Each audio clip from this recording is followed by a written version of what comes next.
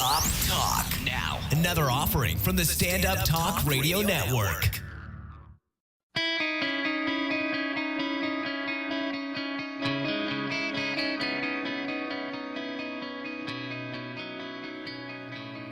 Welcome to another Nerd Rager podcast. Today on our podcast, I have two special guests. They run the International Comedy Show. It's a great show in Santa Monica. They're trying to get it pretty much nationwide. Love these guys. We got with us Griff, Pippin, and Hanoch. I have trouble with your last name. Can you pronounce? Hanoch Serebrenik. Serebrenik. Yeah. And every time I hear it on stage, I actually hear people chop it up. Oh yeah. So I've never actually heard you say it. Cerebellum. Yeah.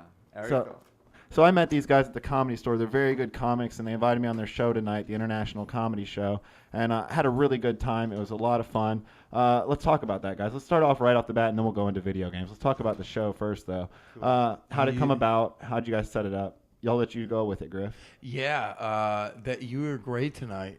Thanks, We man. had you on the show, and you were great. You had a great set, and I walked in on the end of your set, and all I saw was you talking to some Germans about how the Jews were killed, and I couldn't stop laughing. That's what I walked in on, and the Germans were like, what the hell? And I'll explain the joke to the people at home. It was I had actually ended my set, and I had the lights, so I just wanted to talk to the crowd since they're an international crowd. It's mostly people from Germany, Spain, wherever you may think, they're from there.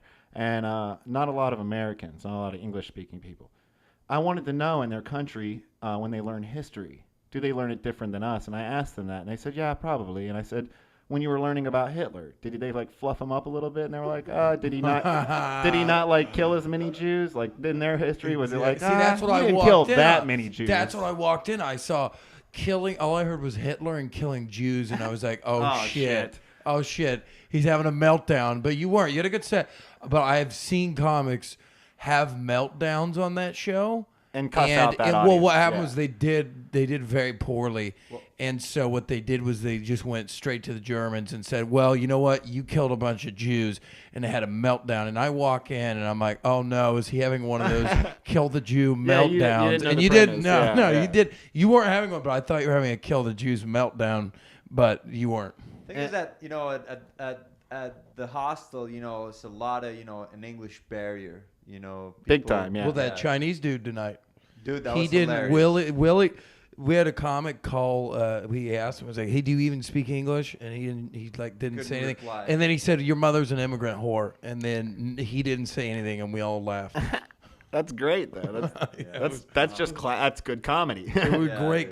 Great comedy. Yeah, and you did a really good opening tonight. I really liked how you stuck to comedy. You kept the beats, you hitting it, but you also felt like you were getting to know the crowd, and I really liked it. I think you're just growing. Well, I was trying to have sex with most of the girls. Yeah, I could tell. I really yeah. wanted to get to know. I could tell your focus on Germany and Dude, Sweden. Today we got a good casting in the audience. Oh, very good. It was some very great talented lineup. audience members tonight. Very great lineup. Great lineup. So, and how did you and Hanoch, I'll let Hanoch explain this part of it. How did you guys get together on this, and how did it become about to where now you guys have this big show running and people want to get there and they want to be part of it? Yeah, well, let's maybe clarify a bit. Like the International Comedy Show, we produce at the Comedy Store. Okay. So and this is more of like a lead up to it. Yeah, this is just a show. It's always great to just connect to international people, see how you can make your comedy universal. And also, it makes you a better comic to be able to do it in front. They don't understand you, so if you can get through to them, Exactly. it's great. And I appreciate the stage time when you guys give it to me because you can't do anything but get better on stages like that. Exactly. So it's good. And now the Comedy Store. Explain a little bit of that and how you guys came to that. And That's the actual International Comedy Show. right, and that's what I want to get to. I want to get to know how you guys came about to doing that. How did you and Griff get together? What's the chemistry behind that? Cool. We were at a bar in North Hollywood, and I was just I just love cultures and international topics and international entertainment for that matter. But I was with him. We were getting a beer, and I told him, I said, you know what? Let's have a show where we have only immigrant comedians. Of course, I'm going to be in it myself representing America, but I said, let's have a show with just immigrant comedians, like not just, not like Latinos ethnic Right. comics. I mean, like straight up from another country. Everywhere you can think I mean, English isn't even your first language, and we decided to take it to the Comedy Store, and we've had it for about a year now. Yeah. So What in the world is that noise? Yeah, it's like a clock. That's alarm. Ari Manis. Ari Manis is setting us up for success here. He left, and I guess his YouTube's on porn or something, and it's giving us some. Oh, it's good. I think it's okay. awesome. We're back. That's good. Well, I was always trying to create a comedy show that was like like a theme. It was like going for a niche. And before I met Griff, I had this idea of doing like the goofy comedy show. Because I'm kind of goofy comedy. That was my idea. You're goofy, no way, mastered. Hanoch. He's mastered goofy. Just look at him. I fucking love his The audience sets. could see him right now. Yeah. I remember the first time I saw you was in an open mic at the Comedy Store, and I was just like, this guy is the tits. You're awesome. I loved how you were really goofy right away. You were just. I don't remember your jokes back then. It's been 2 years almost. Probably the same jokes. Nah. But I mean, when I first saw you, I was like, that guy's got it, man. You really are funny and goofy, like on stage, and Thank you. not off stage. You're fucking, It was so not boring. goofy at all. Yeah, so boring. Yeah, so I had that idea, of doing, the goofy comedy show, but then I was like, I'll put a bunch of goofy comedians. That'll be fun show. But then Griff came up, I was like, yeah, wait, what about internationals, And it's so much more appealing to have that. Yeah. Because then you have, and it's also for you. And where are you from, Hanoch? I'm from Colombia. And what part of Colombia exactly? I'm from Medellin. Medellin? Medellin. Escobar. Medellin? Yeah, dude, that was, that was. So, and that works where I out. grew up, Yeah, and that's good because now you're giving back a little bit. You're able to help Exactly. people who come over here. And then even people who are from Medellin may live over here and want to see a comic It's from Colombia. he's helped a lot of guys with cocaine get over here. Yeah, Yeah. He's really done a lot for the trade. That's how you get in the comedy game right there. Yep. Nail it. That's. So when you moved up from here, when did you move from here? When we moved from Medellin to here? Well, I went to school. Actually, I finished my college in Massachusetts. So I went to Okay. Amherst, Massachusetts. I did UMass. Lived there for 4 years. Minutemen, go Yeah, go the Minutemen. Minutemen. Oh, The nice. Minutemen. Yeah, dude. Love the Minutemen. That was Yeah. one of my favorite basketball teams growing up. Really? Yeah, Lou Rowe and Marcus Camby and Marcus Trevieso, the Trey. I Uh-huh. love that, man. That was my team. Dude, when I went to college there, they sucked, dude. It was like they were just so bad. Well, that's the only time they were ever good is when they were cheating with Calipari. Yeah. But and what about you, Griff? Where'd you come from? My mom. Well, yeah, that's the normal place. No, yep. What city did you grow up in? Oklahoma City. Oh, wow, that's right And- near where I served in a lot in Oklahoma. Yeah, that's what you told me. That's Lawton. what you told me. Yeah, I came. I lived there. Went to graduated college at University of Oklahoma. I was doing comedy in Oklahoma, and it was depressing as fuck. It Because you're was doing comedy or you're in Oklahoma or both. Yeah, both together. because I started when I was drunk in Austin, Texas. My friend just shoved me into a bar to do a show, but he was doing comedy there in Oklahoma for a couple of years, and it was just like there was nothing. There was like one gig a week at an Italian bar, and nobody was there. and well, the audience was there to eat dinner. right? Yeah, that's And you not gonna were be conducive, interrupting yeah. their dinner, and so people were just pissed when you got on the stage. So, I mean, first like couple of years of comedy, I was just pissing people off, and then I was like, That's a good way to start, I'm like, though. I'm tired of pissing people off, so I'm gonna move to another city. But truthfully, that's a good start. But Like, that it made really you is. good, strong for the bars, dude. You're good. You're really strong. Well, at I the got bars. stronger at bar shows because I did a music open mic. Did let comics go up, and That's the hardest thing you can do. Follow music. yeah, it was music because I'd go up there because they'd let me go up, and like the first couple shows I did, I got booed, and the third show I did, I just killed it, and a band from Nashville was coming through. I think they're called Stupid Cousin now, but they saw me and they're like, "You'd be great with us in the band. Do you want to come and tour with us and just open up for us?" It's like, I don't have anything else going on. Oh, fuck yeah, I'll go on tour with the Yeah, band. hell yeah. And we get there, and like these guys didn't have anything organized. So like our first gig was at a barn in North Carolina, and I played to some kids, Oh, wow. and I bombed.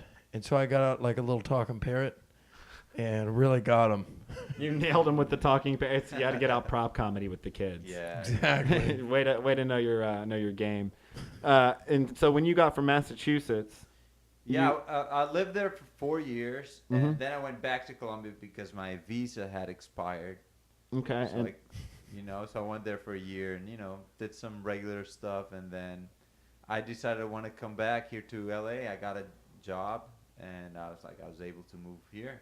and you had to apply for a visa. We were talking about this last night. How hard is that? Difficult? And Well, I was lucky in the sense that I applied through my company. I'm an engineer, so I got in as an engineer. Okay, that's so how I you- got my visa. okay, so a lot easier for you than most. Yeah. Oh, that's Yeah. cool. Okay. You Yeah, used to tell engineering jokes on stage, didn't you? Yeah, I did. My first. Let's set hear was one a- of them. I was so it was like this. When I came to the U.S. I thought I was as a civil engineer. I thought I was gonna design the next Empire State Building, or the next Golden Gate Bridge. But now that I'm here, I'm just designing sewers and manholes. My boss hated that joke, dude. Your boss was pissed. He saw that YouTube clip. Somebody told him. I had put it on YouTube. Like everybody who's starting, he was like, "I'm excited. Everybody's Yeah. gotta see this shit," and it's the worst joke. And like 100 people watch it. Yeah, exactly. And he was one of the 100, and then he came up to me one day. He's like, "Hanoch, are you disappointed with the work you're doing here?" I'm like, "Oh no, this is a great job. This is a great job." I just love how people think everything we say is true. Like, it's comedy. Yeah, there's truth to it, but it's not like we really give it that much of a shit when we're saying it. Like, to where you hate your job and you're quit. You know what I mean? That's how he Yeah. was taking it. Mm-hmm. It's like people always take things too far when you're saying something. Well, on he was stage. he was a real nerd. Not going to your to Nerd your, rage. To nerd rage. He was nerd about civil engineering, and I was not. Right, You that's know. his thing. That He his was like, go-to. let's talk about pavements. Let's talk about fucking hydrant brands. That guy sounds like he gets some fucking puss, bro. He Dude, just I- nails puss. Just Yeah, dude. knows pavement like, oh, hot. I Yeah, saw a dude. pussy get wet right there. Yeah. Yeah, dude, it was like that. We'd drive all the way like to fucking Irvine for office meetings, and he'd start talking about engineering shit, and I was Jesus like, fuck, Christ. let's just fucking turn on the radio. Let's listen to some comedy. Yeah, there you go. And how'd you end up in L.A., Griff? How'd you end up out here like he did? I was touring with that band, and then we were on this tour, and I just realized, like, this is what I want to do the rest of my life. And then I moved out here with pretty much I didn't really know anyone, and just decided, I want to really focus 100% on the craft of comedy and get good at it. So it was either New York or Los Angeles, and I just thought, I think I'd like Los Angeles, a better fit for me. So Yeah. I moved out here. Been here almost 2 years now. Yeah, and actually we're all around the same time. We all came out here. It's funny because we all were hanging out at the Comedy Store, little gym rats. Yeah. That's great, man. So when you did move, both of you guys did move out here. You guys met each other almost immediately, right? Well, I've been like here like 6-7 years now, so I've been here for a while now. Oh wow, okay. Yeah. But I really kind of like this past 2 years where I really got You just dove deep into comedy. exactly. Yeah. Well, that's great, man. Okay. And so we're going to go on to the next part of our podcast. We got a good description of your show. People will know about it. And we're going to have Griff and Hanoch back before October, actually, for another Nerd Rage. We're going to bring you a little something special. We'll get to that later on in those months. But anyways, move on. We're going to talk about video games. I don't know much about you guys in video games because we never really had these talks on the patio or anything, but probably because there's a lot of girls around. I don't know why. But I don't know what you guys like, but I'm gonna start off with you, Griff. What kind of stuff did you grow up on? What was your video game, your go-to video game, and do you still play? Yeah, I do. I'm still a huge nerd with video games. Oh, that's great. My game, easy, without having to think about it, was Paper Mario. Wow. Okay, I've heard a lot about that, and I never actually Small played it. niche group, Yeah. fucking diehard fan. I don't know, I can't explain it, but if you like the RPG kind of games, but if you like Mario, it's not like super. You don't have to be like a big strategy person, but like No. when I get into it, I forget about the world and all my problems. I forget about just the shitty things going on in my life. Exactly what video games are for. Yep, escapism. Yeah, then a lot of people get mad at other people. Like girls always say, "Fucking hate video games." Da, da, da. It's a hobby. Get over it. It's something to take your mind off of the monotonous day. Or Exactly. something. But Paper Mario. So now I want to know a bit about this game because I've always heard about it, and it also, I believe, got 10 of 10, which is very rare for games to get. When it came out, it got a 10 of 10 on. I didn't even know that. Most game companies pay the magazines to do those kind of things, dude. but most magazines won't give 10 of 10s. They'll give 9 of 10s, and you'll see a lot of game companies pay for those 9s. But they're not going to pay for a 10. A magazine gives it a 10. I didn't know that. Well, a magazine gives it a 10. Most likely, it's a goddamn good game. I mean, they're paying for the 9, but they're also going to get the extra points. Nice. I mean, the majority of stuff you read in the rankings and all those things, they're paid for by the companies.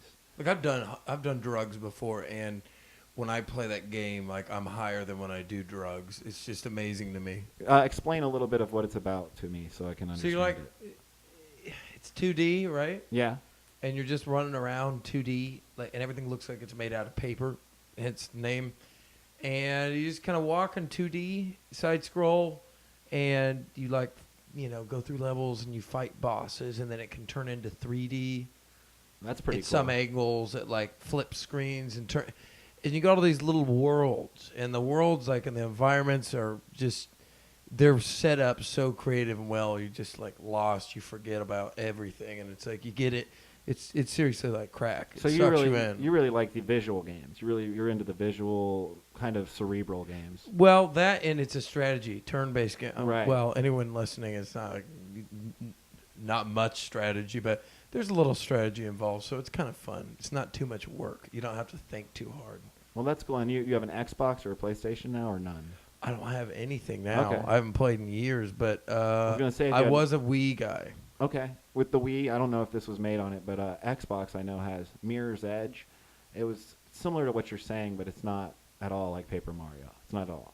But it has that kind of that feel where you're walking, you're going, wow, I can't believe they created this atmosphere. Like, oh, this is cool. Like, it's all made in red, white, and black, or red, white, and something. And they just use 3 colors to make the game, and it's just really cool how they did it.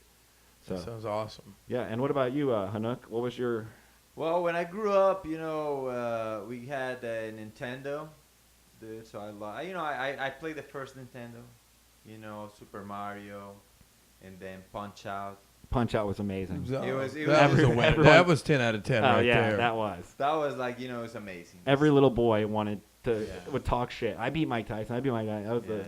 And they had that carpet. You remember, you could run. Oh yeah, the track and field pad. The track and field pad. Track and field was so much fun.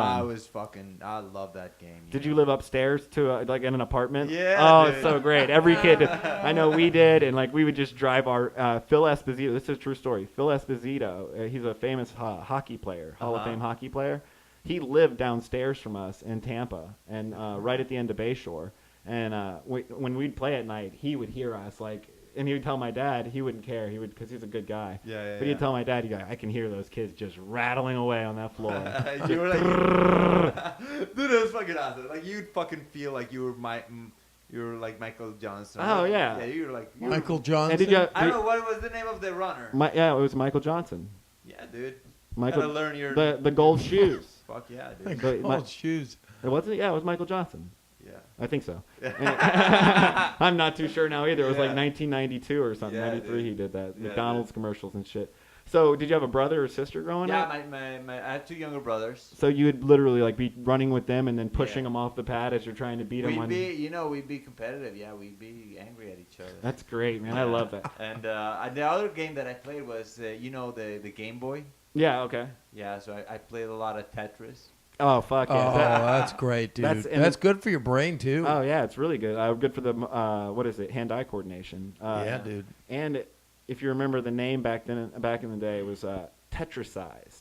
You were Tetrisized if you were really addicted to Tetris. Oh, that's how they call the Tetris people who were addicted to Tetris were Tetrisized. I mean, I think the song was the Russian national anthem back in the day. No, seriously, no, that's a true story. No, I think so. No, look it up. Look it up. No, because I know the Soviet anthem. No. I think this was at one point they used it for some kind of song, for some kind of national song. Because there's a Russian dude that invented the game.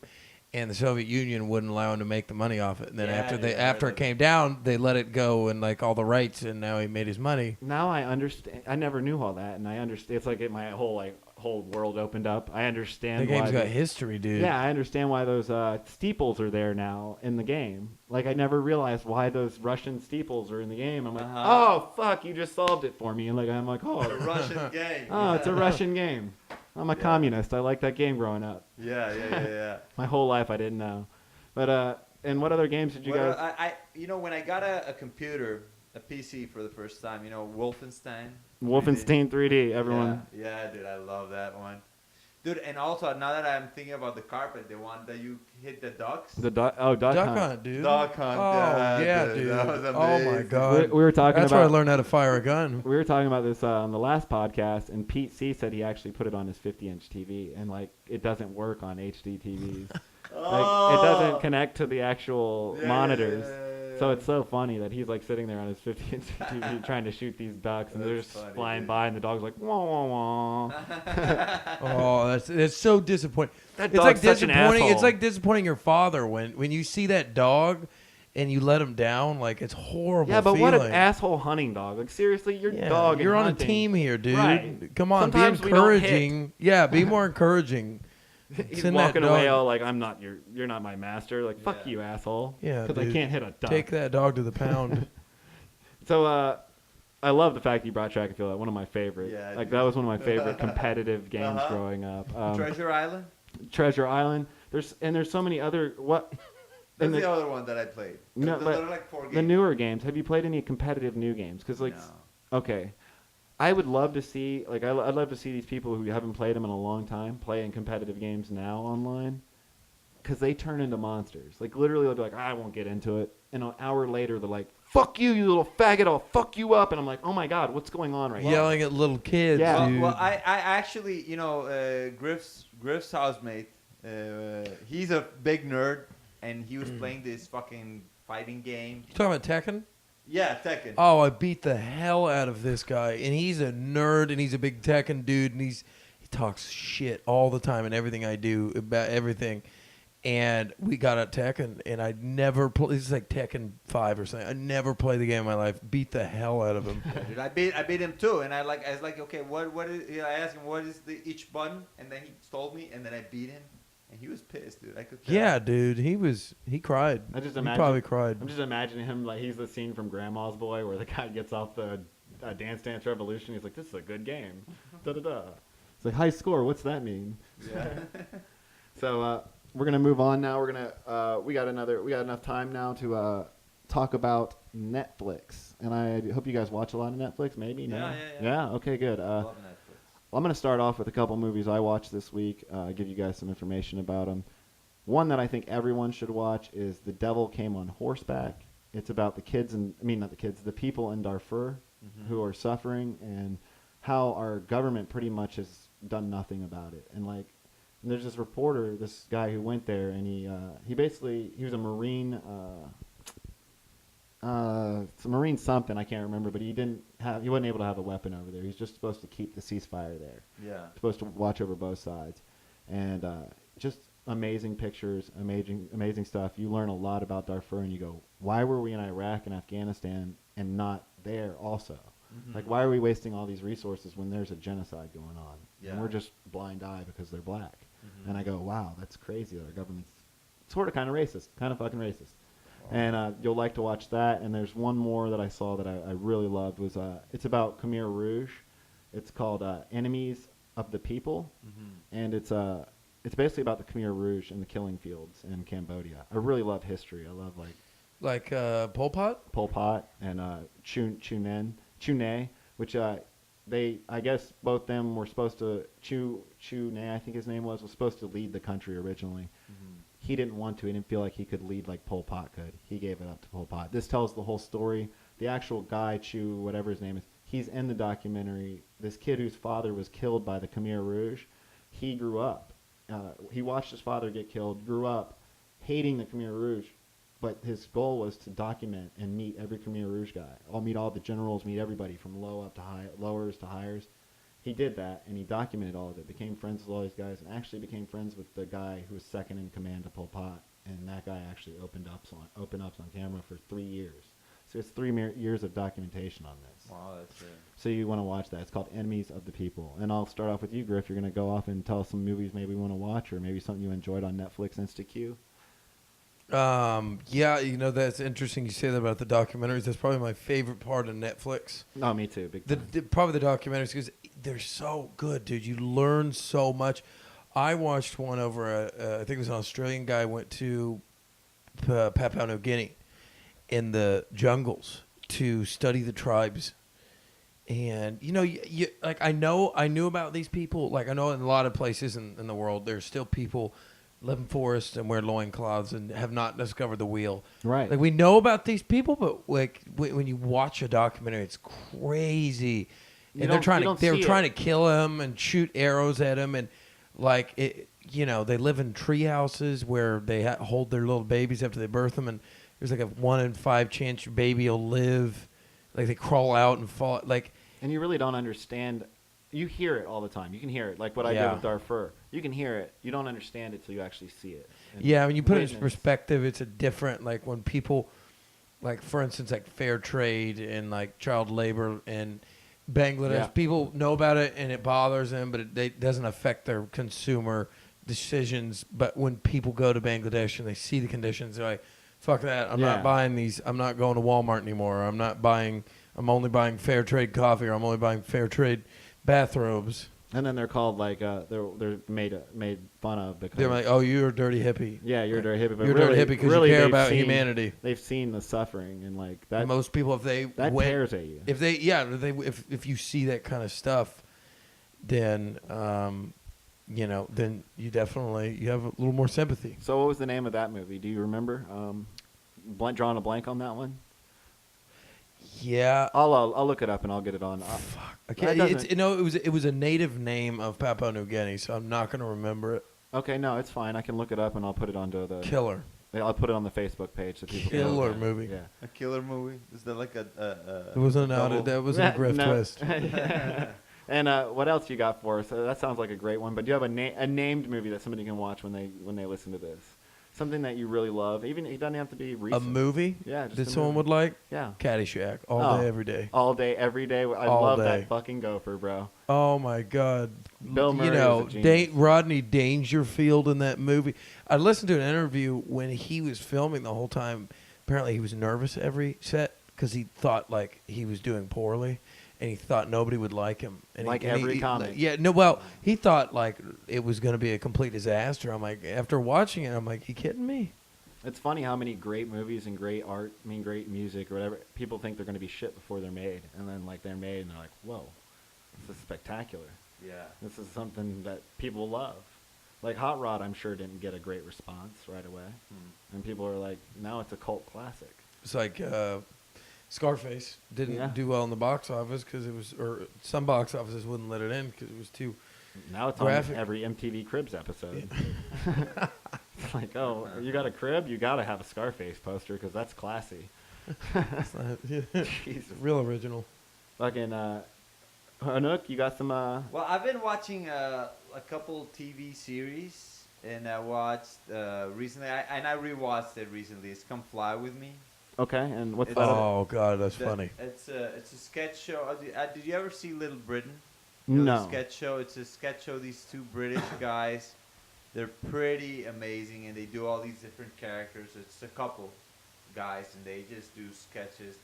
So this is like the life of an airport, of the Heathrow Airport. That sounds cool. So kind of like an office. It's like a documentary, but it's all different sketches. Them playing, they play the girls who check people in. They play the guy who rides the boogie. Right. And they're from all different countries. So it's pretty much like an airport version of The Office. Yeah. Or an office version of The Airport. You have two dudes that just play all these different characters the whole time. Different nationalities. And they nail each one. Like, they're just so, like, you wouldn't even know it was the same guy. Like, they're on time. One guy dresses up like an old grandma. Was the old German Jewish grandma. Oh, my God. Yeah. This is like, I recommend this. I'm definitely going to watch. Come Fly With Me. You'll die laughing. Awesome. And that's on the TV shows side of it? Yeah. Okay. Yeah. Just search and... How many episodes? Do you know how many episodes? I think it's like 6. I think they did just one season. Britain, the weird thing, and I don't like this about British TV, is There was another show, Faulty Towers. Oh yeah, dude. One of the best TV shows ever. Mm-hmm. They can't, although they don't cancel it, it just ends after 13 episodes. That's Why do they British do that? television. Yeah. They just don't go past They 13. just move on to the next project. I guess. I don't know. Painful. But it is because like those Yeah, shows dude, like can- the Office, the British Office, they have like 3 maybe- seasons. Yeah, 3 seasons and one Christmas special, and that's it. Yeah. How many seasons is The Office here? Like 8? 9. Dude, they're 9. milking that. They've been No, milking it's that done. for the last 5 years. It's done.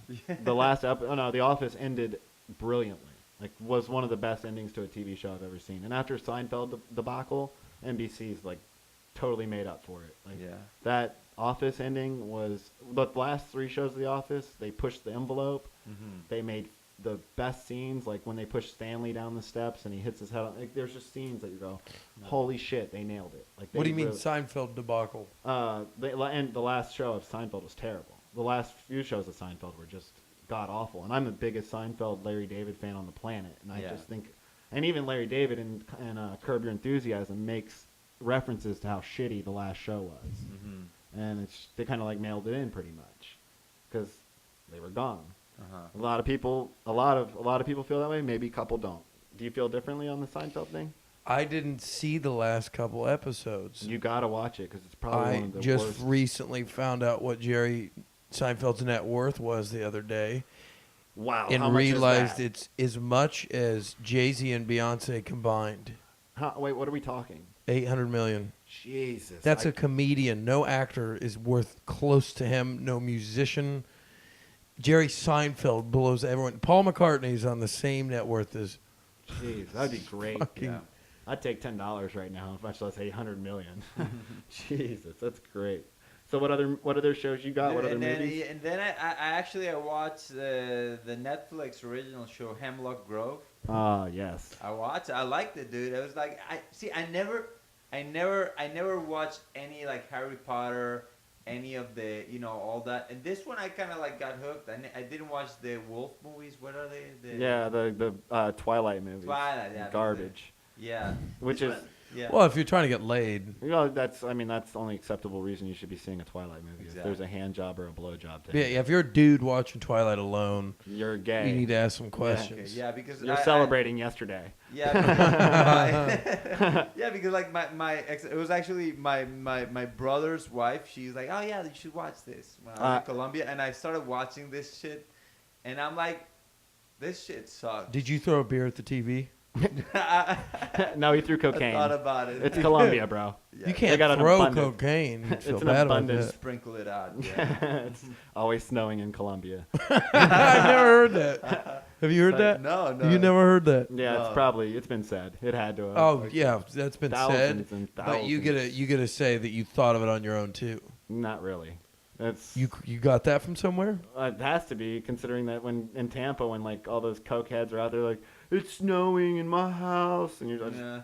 I'm snowing in Colombia. It's always snowing in Miami. yeah, you can that. say it anywhere. It's like it's the Las Vegas thing. What happens in Vegas stays in Vegas. What happens in Tampa stays in Tampa. You know. Tampa. I went to a buffet there.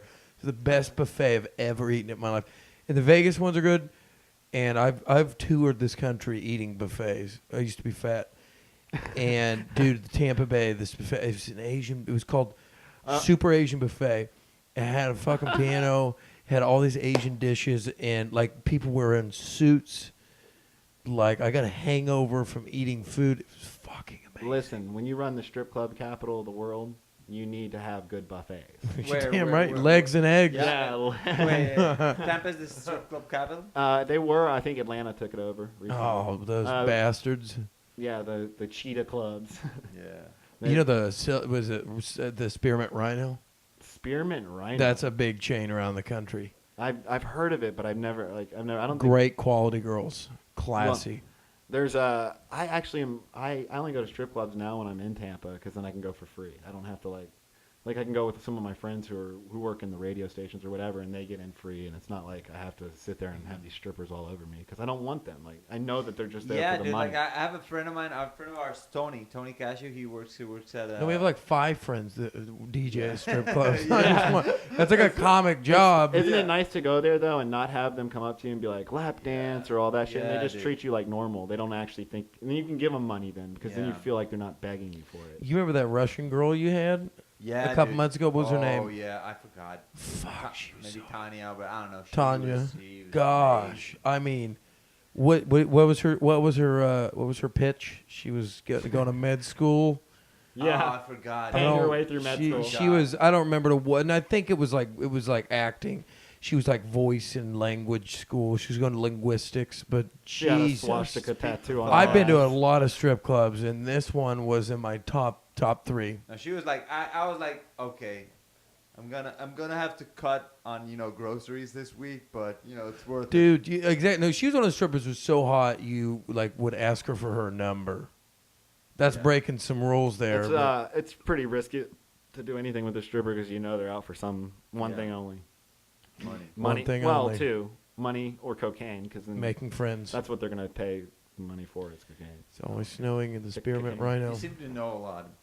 From the strip club capital of the world. Yeah. You tend to know a lot about strippers, cocaine, and drugs in general, just because Tampa's a shitty city. I mean, I love the people of Tampa, and I love the city. It's just, it's a cesspool. There's a lot of dirty, nasty shit that goes on there. How far are you from Disney World? An hour and a half.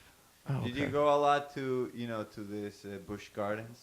Love Busch Gardens. Until they got Anheuser-Busch used to own them, and the Russians bought them out. Really? And they stopped giving out the 2 free beers at the park, so a lot of people don't like that. I don't. Free beers at the park? Yeah, they would give you 2 free beers when you Oh, go. yeah. And it's not even like the biggest beer, but a free beer is so great. I mean, that Tastes makes way it, better than normal right, beer. Right. You're paying $60 for the ticket. 2 free beers kind of goes, this ain't that bad. I got fucked, but at least they put lubrication on. You know? I didn't. It's funny because I went there as a kid and I was like, oh, that's a fun place, and I never associated with the Busch beer. And you're all about the beer. Anheuser-Busch, St. Louis, Missouri. Yeah. That's a Also great Tampa, city, Florida. too. Oh, love St. Louis. It's a beautiful place. Yeah, I drove through there and stayed there for 7 hours one day, just hanging out, and it was just cool to see the arcs and everything. It's weird. We're gonna end this podcast, but we have these guys coming back for another podcast soon. I want to get these guys their information, so let's go with Griff. You're gonna start off. Where do you find you on Twitter? Anything else you want to go on? Yeah, it's real easy. Griff Pippin, Griff, last name Pippin. Same thing on Twitter at Griff Pippin. Right on. Hanoch. Cool, man. Eric, thanks for having us, dude. No, thank you guys, really, and thanks for. Dude. You got this great, like this thing that comes from you. Like this really, connecting and really good network. Thank you, man. Network. what does that mean? Broadcaster, a good broadcaster. I appreciate that, man. Yeah, That means a dude. lot to me. I've been really taught by some of the best. Jesse Cage is one of my mentors, and if you guys want to follow him at Jesse Cage on Twitter, Instagram, Facebook, he's on there. He's got the Cage Cult Show. But they really did bring me up and put me in front of microphones and really forced me into being on the radio and things like that. And I was like, it really did help me in certain ways. And this is one of the things I've seen that I'm shining in, like in my own personal belief. No, dude, it's not just you. Okay. You're a good. great podcast host. Oh, thank you. Thank you very much. So yeah, dude. My name is Hanoch, and then my Twitter handle is at Hanoch, HAHANOCH. Right on. And you guys, thanks so much for the great Yeah. show you put on. Totally. Thanks. You wanna promote any other shows? Yeah, that you're gonna be let's doing? let's give the listeners the website for how they can like our international comedy show. Go ahead and do that. So it's on Facebook /In Comedy Show. In Comedy Show. Yeah, one word, one long word. Okay. IN Comedy Show. Yeah, Cool. IN Comedy Show, and that's the international comedy show. So you guys can go there and get information. Post naked I'll link pics. I'll link it up to the Nerd Rager account so you guys can have those Awesome. 100 fans that we have so far. Yeah, dude. No, it's great, dude. You got to start somewhere, right? Uh-huh. You got to start And somewhere. also, we do have a show downtown. It's called at Casey's Irish Pub every Okay. Wednesday, and 9:30 every Wednesday. Killer show. Awesome. It's 6th and Grand. That's the location of the bar. It's pretty cool. It's a basement. It's a really Club nice Jameson. Club Jameson. I yeah. love that. That's my kind of club. Well, again, thanks for having us, man. Oh, thank you guys. Thank I you. appreciate it. And we'll have you guys on again before the next show in October, and we'll talk Awesome. about that, and we'll have a good time. Cool. My name's Eric Oligny, as you guys always know. I'll be here next time. We have a special show coming up for you.